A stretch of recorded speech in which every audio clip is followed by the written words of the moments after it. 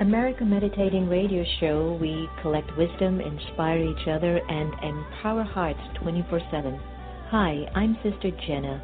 Join me and guest on Blog Talk Radio as we amplify stories that compel us to be more for ourselves and everyone else around us.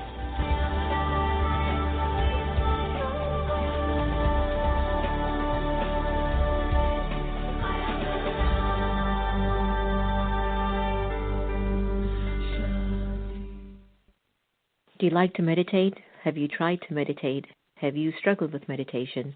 Why don't you visit one of the Brahma Kumaris Meditation Center? Visit brahmakumaris.org. Blaylock Dialysis Center is a convenient state-of-the-art dialysis center in the Houston area, run by Dr. Panakin Patel. Relax in a comfortable environment while receiving quality care. Serving adults 18 to geriatrics, we are here to help you. Call 713-463-6611 for more information, or visit us at our website at www.blaylockdialysiscenter.com. Blaylock Dialysis Center, where helping you get well is our priority. Get off the grid and step inside your heart. Sister Jenna guides you through a powerful, encouraging, and motivating meditation that allows you to let go and become aware of you, regain strength, power, and peace. Welcome, everyone, to America Meditating Radio. I'm your host, Sister Jenna. We're broadcasting from the beautiful Meditation Museum in the nation's capital, and over the weekend, the African American Museum opened up. And can you believe this?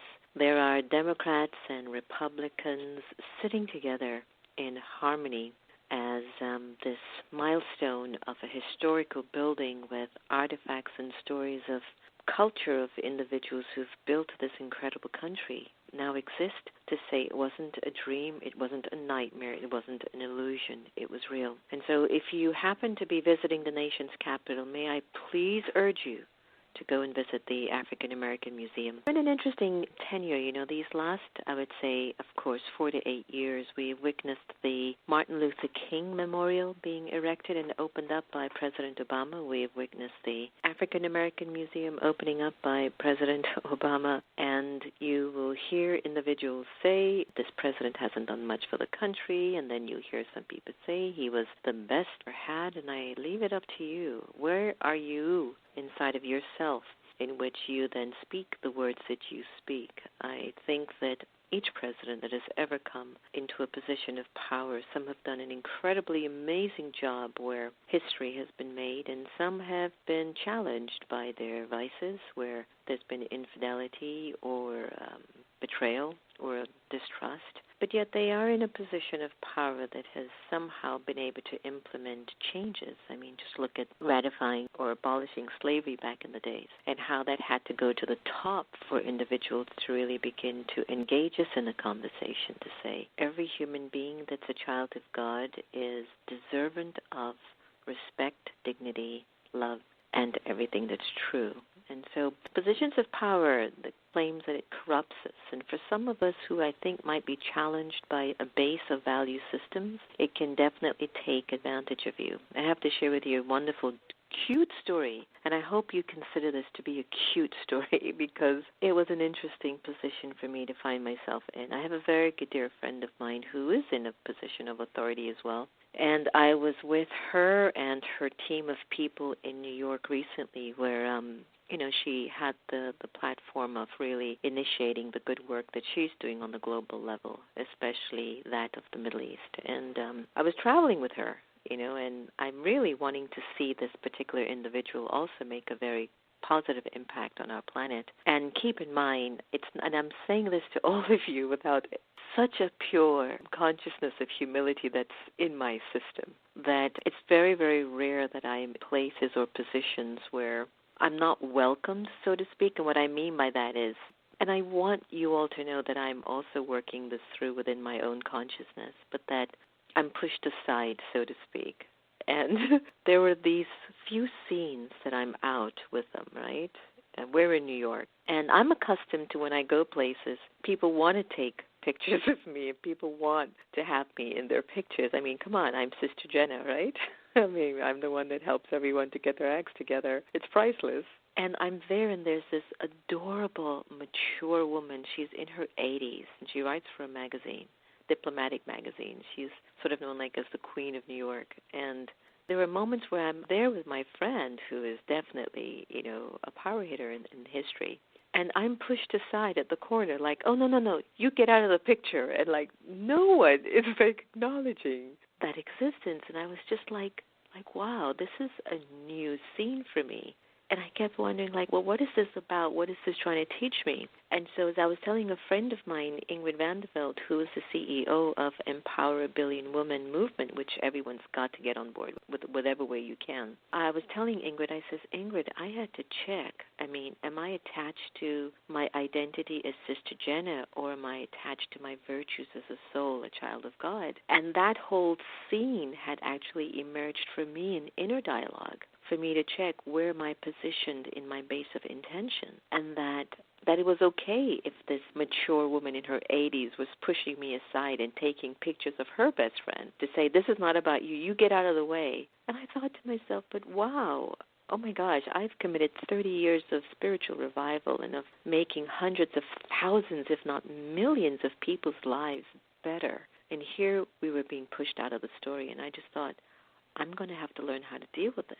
And so it was just so interesting that as you understand your own life and your own journey, your ability to coach yourself is a constant story. It's 24/7, that you are coaching your own life and perhaps being a coach of others. And I know many of us are always looking for financial coaches because, oh my gosh, money makes the world go round. And if there isn't enough of it, you find that you struggle to be in a rooted place of your happiness and in your bliss. So I'd love for you to share with me your ideas as to how best would you have handled that. So just imagine, for example, okay, I'm just giving you an example. Imagine, oh my gosh, and I'm not making this a big deal, but Barack Obama and Mother Teresa walking in a room. And Mother Teresa is pushed aside, and Barack Obama is the one that everybody wants to take a picture with. It's like, what does that say in the framing of the consciousness of our globe? Like, where are we? And again, I had to sit with that purely within my own being to make sure that I was showing up truthfully for me, nobody else, but for me.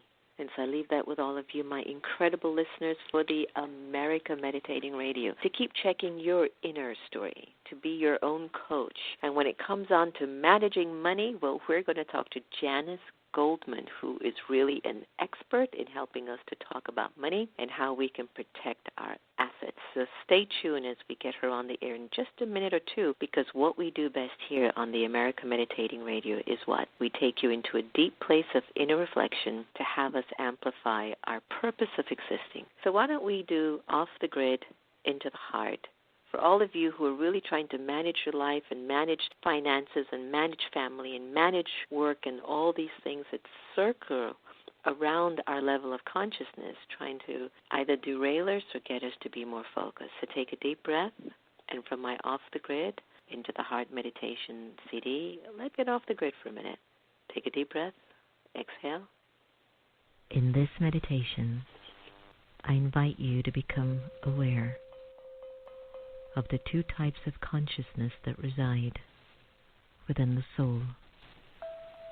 Let us choose the consciousness of light over the darkness of past stories, the history that gets into our way.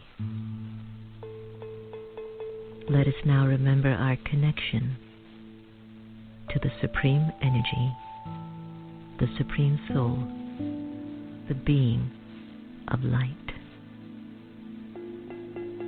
For far too long, we have allowed the external forces to dictate our inner force. And at this time, I choose to get off the grid and step inside the heart, to be myself. I choose to no longer be under the influence of what the world tells me, what my parents have told me, my spouse, friends, or anyone who has been a negative influence in my life. In this meditation, I stand strong in the original, eternal, imperishable worth of the soul. I, the being of light, the soul of power, I step into the heart and I become a being of love, a being of light and goodness.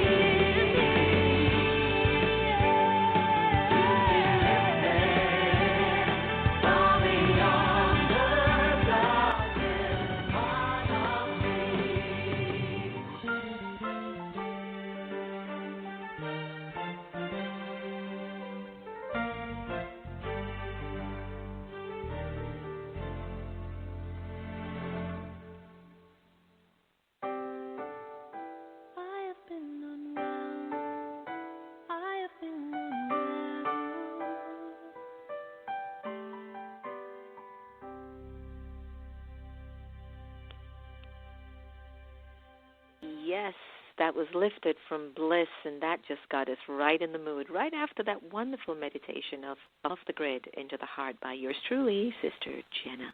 Well, today we're joined by Janice Goldman, nationally recognized transformational speaker, financial coach, and author of Let's Talk About Money, Girlfriend's Guide to Protecting Her Assets. Now, having developed the Women's Financial Services Division at Howe Barnes, Hofer, and Arnett, and worked as Senior Vice President and Vice President at such prominent financial institutions as Solomon Smith Barney, Mississippi Financial, Merrill Lynch, Janice Goldman has over 32 years of financial experience under her belt. She specializes in working with women who need to learn how to make the necessary choices in order to thrive in their financial and personal lives. And today we are really honored to welcome Janice to the America Meditating Radio. Hi, Janice. Hi, and I am very honored to be with you and share in that beautiful meditation. Oh, thank you. Well, I'm always into seeing how we can empower women. I know that we have been watching this rise of our narrative where the publicity done that we were only meant to be in a kitchen cooking and having babies has now changed, or it is changing. And, it's just been an interesting time for all of us, Janice. I was just speaking to my friend from WPFW, Lona Elias, and we were talking about the opening of the African American Museum. Right, I saw that on the news. Mm-hmm. Isn't that amazing? You're watching Democrats. Oh, my God, and yeah. right-wing and it's Republicans. The irony of the timing and on so many levels. Exactly. And then we've got this conversation of a woman, who's now the first presidential nominee in our country, which really seems archaic when so many other countries have welcomed women prime ministers and presidents around the world. Then you're looking at her going through the fight of her life. The fight of her life. Of her life. And how many women would still be standing after the attacks that she has had? Oh, God, my heart goes out to her.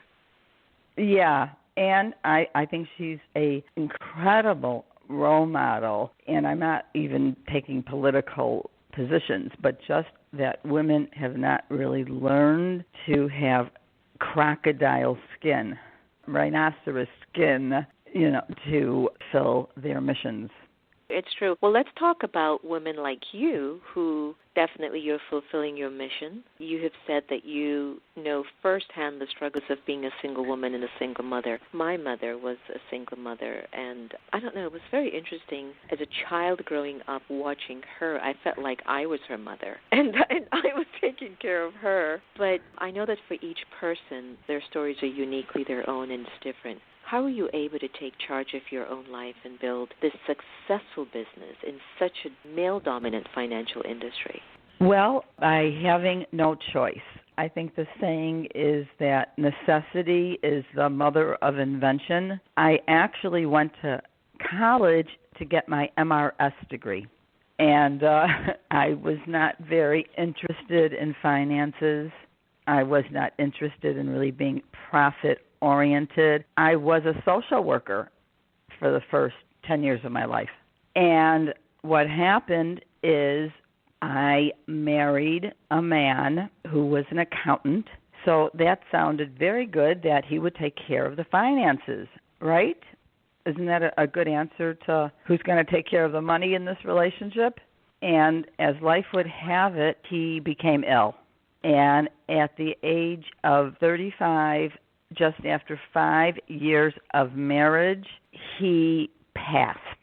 And I buried him one day. The next day, I found out I was pregnant with twins. And the day after that, I found out that his life insurance, the beneficiary was his ex-wife. Painful. Wow. Painful and life-shaping, and life-changing and life-shaping. Wow. Wow. And what happened? What happened from there? Please tell us. Well, so what happened is I was really catapulted into the trajectory of a whole path of I am now head of household of 3 children.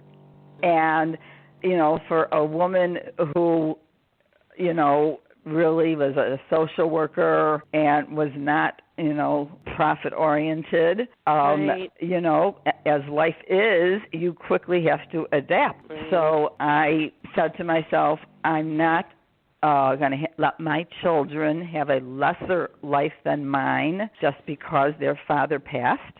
And I, a little bit like, the woman who lifts the car off the baby, I just, reached down and, got the strength. And I put myself into the financial world because I figured that I now had to learn everything about budget and taxes and wills and how am I going to send my kids to college. It was just me. It was just me. It was a very challenging, commanding, demand. And I didn't really have any time to look back. I just, started my practice of wanting to help other women face their fears. And what I found is that the more a woman has a setback, it could be an illness, could be widowhood, it could be divorce, but you just don't want to feel like you're a victim in life, Well, here's where I want to jump in because I think for many women who are listening on the air, Janice, there is an element of anger. There is an element of almost sort of feeling emotionally paralyzed by the absolute dismay of how perhaps he just forgot to change his will. There's a very strong possibility. No. Yeah, it was definitely inadvertent. It was definitely an oversight. Yeah, right. Actually, so then, half of the beneficiaries, by the way, so if you guys get one tip from today is check beneficiaries are out of date. Yes, I get that. Once I had an accountant take care of my life insurance, and he wrote his name down as the beneficiary, and I was like, okay, I don't think this is the accountant for me. To make a long story short, the anger, the dismay, the fear, the emotional paralysis, the emotional trance experience that you must have been going through, did you find that as a precursor to drive you to not be in that place? Did you find that energy became an energy to move you into gear in a way like you had never been moved before while you were in the marriage for 5 years? Yes. I'm so glad that you asked me that question because one is I had no choice. Right. I really, it's like I say, necessity is the mother of invention. I had no choice. What was I going to just, say to, I had baby, the situation commanded me to come forth in a way that I never thought I could. And I'm very grateful for that because I never would have reached as much heights or success or gone for it as much unless I had to. I get that. For some of us, absolutely traumatizing as these scenes might be that we encounter ourselves in, they become this intriguing energy that says, get up off of your assets and move. Right. And the other reason I'm so happy you asked me that question is, and I'm not going to say this quote exactly right, a dear friend of mine and a mentor, Barbara Stanny, says this quote, women are so mad that men don't turn out to be the money managers that we think they should be. And what I'm trying to get at is first of all, the anger that I had, I'm saying in any situation a woman might find herself in, not necessarily that she was widowed, but any time, say your husband's alive, but any time that a woman will be angry at her husband not providing for her safety and security is such a falsehood, I say, because is she a child? Where's her responsibility in her own financial safety and security for herself and the family? I think we are raised in our culture by about a half a dozen major companies really shape the culture that we're raised in, Disney being one of them. So little girls grow up, and we grow up with Sleeping Beauty, right? Mm-hmm. And we're sleeping and just waiting for that prince to kiss us, right? And give us a majestic life. Right. And, so on and so on. So many women associate love and money, and that if they find their love, their financial future will be protected. And it's Disney. That's animation. Well, you know what? I hear you. I know that we have been governed to believe that. And you might be surprised, Janice, if I were to tell you that I don't mind being in the kitchen, cooking, making the house beautiful, having the babies, and remaining beautiful so that I feel like my family and my husband feels proud to be next to me. But that he has to understand that his role is the one that really generates everything that makes me feel like I am worthy to live the best life ever. And so when you observe women in relationships where men aren't providing that for a woman, and yet she has to step up to the plate and give the kids and clean the house and stay beautiful and make the money, it's like, this is not a good deal. This is not working out for me. I don't think I really need you. And I've said this, and I've rippled a lot of feathers. But I really mean it. I feel that it's okay if we play that role of the Disney, the beauty, the ones that make the babies always look beautiful, and we make the house heaven when anybody comes home. But he's got to act like the prince that he needs to be, and he needs to provide. And if he's not, I question, do I really need this relationship? Because we must understand our role. And I think I want to move us to congratulating you for the release of your new book, because your prince left you, not by choice, but by destiny. And here you are with a new book called Let's Talk About Money, and you teach and empower women to enter into money conversations. And why is it that many women generally don't like to talk about money? And why is it that we need to talk about it now? I'd love for you to share with our listeners a little bit about that. Great. Well, women, the statistics are staggering. Fidelity came out with a study that said 90% of women would rather talk about any subject other than money. And something like only 70% of women have a financial advisor, and most of those women don't really ever want to go talk to their financial advisor. So what is that all about? I think women don't want to talk about money for some of those Disney reasons. It's almost like if you give up on thinking you're going to be rescued, it's like you're giving up on love. We just collapse like domains of love and money together. And love and money really are not, they have nothing to do with each other, really. They're two separate domains. Why do women need to talk about money? I look at money as a rite of passage to adulthood. It's like putting on your big girl pants. It's being a responsible adult. And I say that you don't know what you don't know, and what you don't know will hurt you.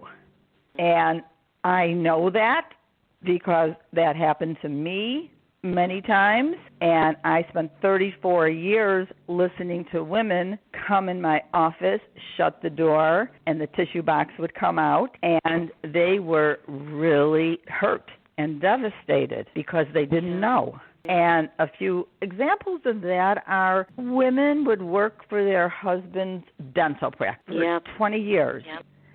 Not be on the payroll, so that meant that they were not contributing into a retirement account. That would mean they were not paying into Social Security. That would mean that they didn't have a credit score. That would mean they didn't have credit. That would mean they didn't have a job history or a resume or references. And, they just really put themselves in a terribly compromising position. Yes. And my book is about, I had to write my book. I don't really fancy myself an author, but I just had to write the book because I saw that someone has to clue women in how to crack this code. And it's very knowable and it's very teachable. And the consciousness is here to hear the message.